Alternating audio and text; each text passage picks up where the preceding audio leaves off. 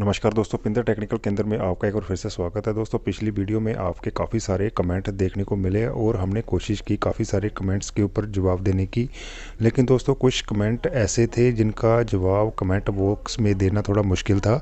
इसके लिए दोस्तों हम नई वीडियो लेकर आए हैं, तो दोस्तों वीडियो के अंत तक बने। सबसे पहले बात कर लेते हैं पुराने एलएमसी केस की।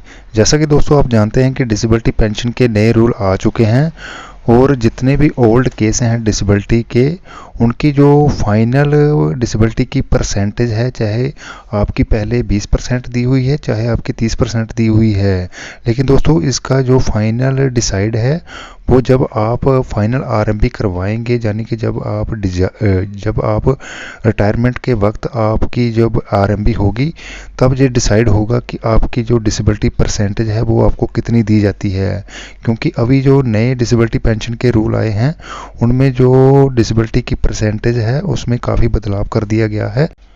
इसलिए दोस्तों जब फाइनल आरएमपी होगी उसी में डिसाइड होगा कि आपको कितनी परसेंटेज दी जाती है, उसी से डिसाइड होगा कि आपको डिसेबिलिटी पेंशन मिलेगी या नहीं मिलेगी। चलिए दोस्तों कुछ कॉमन कमेंट्स को पढ़ लेते हैं। हमें उम्मीद है कि काफ़ी सारे आपके जो सवाल हैं इन्हीं कमेंट्स से क्लियर हो जाएंगे। अभी दोस्तों जो कॉमनली कमेंट है उसकी चर्चा हम इस वीडियो में करेंगे। सबसे पहले दोस्तों हम कमेंट को पढ़ लेते हैं कि सर मेरी सर्विस 12 साल है, एनएनए केस है, अगर सीईओ अनविलिंग करके भेजता है तो क्या मिलेगा और डिसेबिलिटी परसेंटेज कितनी होनी चाहिए। इसका दोस्तों अगर मैं सही जवाब बोलूं तो दोस्तों जो सही जवाब है नए डिसेबिलिटी पेंशन रूल के मुताबिक, तो दोस्तों अगर किसी जवान की सर्विस 15 साल से कम है और 10 साल से ज़्यादा है, अगर कमांडिंग अफसर द्वारा उसको शेल्टर अपॉइंटमेंट नहीं दी जाती, अगर उसका एनएनए केस है और मेडिकल अथॉरिटी द्वारा उसको आईएमपी बोर्ड आउट कर दिया जाता है, इनवैलिड आउट कर दिया जाता है, तो उस केस में इनवैलिड पेंशन मिलेगी। इसमें दोस्तों परसेंटेज का कोई भी लेना देना नहीं। अगर 1% भी दोस्तों अगर आपकी डिसेबिलिटी है एनएनए केस, तो उस केस में इनवैलिड पेंशन दी जाएगी। इनवैलिड पेंशन दोस्तों आपकी बेसिक का 50% होगा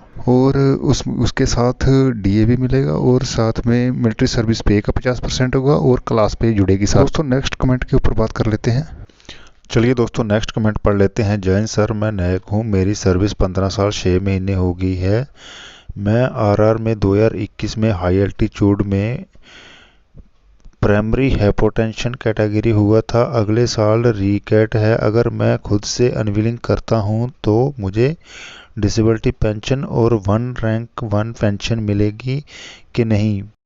इस भाई ने जो सवाल किया है यानी कि कमेंट किया है, ये बिल्कुल सही है, क्योंकि अभी जो डिसेबिलिटी पेंशन के नए रूल आए हैं हमारे मन में इसको लेकर काफ़ी डाउट हैं, क्योंकि ये केस है 2021 का आरआर में, यानी हाई एल्टीट्यूड में प्राइमरी हाइपोटेंशन के कैटेगरी थे।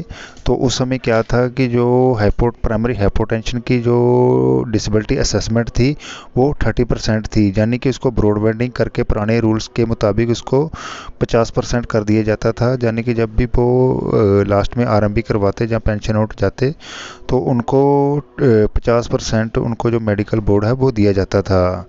लेकिन दोस्तों 21 सितंबर 2023 के बाद जो नए डिसेबिलिटी पेंशन के रूल आए हैं उसमें जो डिसेबिलिटी परसेंटेज है यानी कि डिसेबिलिटी असेसमेंट है उसको अभी उसमें काफ़ी बदलाव आ चुका है, उसको काफ़ी कम कर दिया गया है। अभी काफ़ी सारे ऐसे केस हैं जो बीपी से रिलेटेड या फिर हार्ट से रिलेटेड, जिनकी डिसेबिलिटी पहले 30% थी, उनको बाद में यानी 21 सितंबर 2023 के बाद जिन्होंने आरएमपी करवाई उनको कम करके 5% कर दिया।